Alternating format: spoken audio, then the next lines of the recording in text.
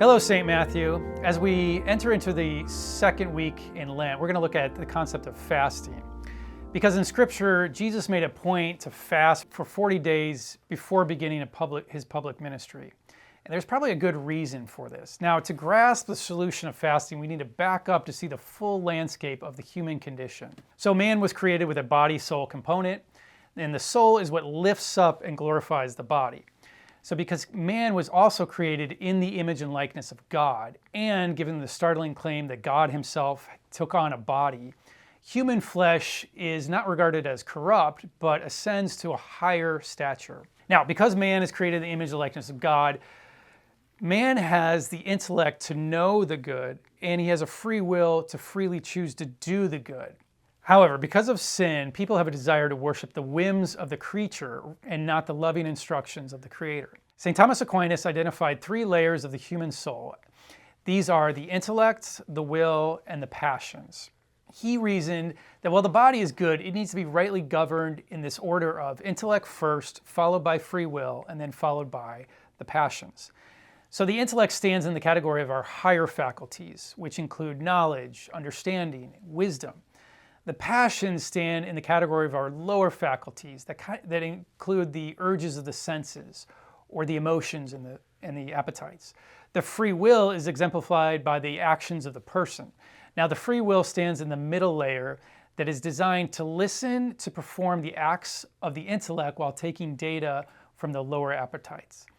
And what separates man from the animals is that God gave man the ability to rationally think and to act freely with the will. So both man and animals have passions. The intellect and the will are what elevates man to God's image and likeness. How this plays out in real time is after a very stressful week, our passions may want to consume an overabundance of alcohol, food, or hide from life in our phone as a means to comfort our anxieties. However, our intellect tells us this is not a good idea. For example, in alcohol, it deteriorates our cognitive ability, makes us dehydrated while slowly turning us into an addict. Our will has to make a decision, either listen to the intellect or the passions. Here lies the crux of who's in control of your soul. In Romans, St. Paul painted a vivid picture of man's dilemma, being governed by his passions and not by his intellect. For I know that good does not dwell in me, that is, in my flesh. The willing is ready at hand, but doing the good is not. For I do not do the good I want, but I do the evil I do not want. St. Paul described the lower faculties of the passions as the flesh. His solution to this predicament is to put to death the flesh and live according to the Spirit. So St. Paul's pattern is to allow God to work in you to cultivate a switch in the governing power of the higher faculties over the lower faculties. Now, when the lower appetites partner with the intellect, they provide crucial insight for survival, nutrients, and energy. But the more a person sins, the more there is a rupture between the intellect and the passions. In sin, the intellect and free will get weaker and get lower, and the passions get louder and goes off course, and then the passions are controlling the intellect and the will. And the more you feed these fleshly desires, the more you'll hear from them.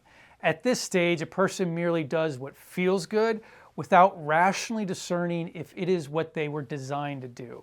So when Jesus said in Matthew's Gospel, "The spirit is willing, but the flesh is weak," he was alluding to this battle between man's higher order of the intellect and his lower order of the passions.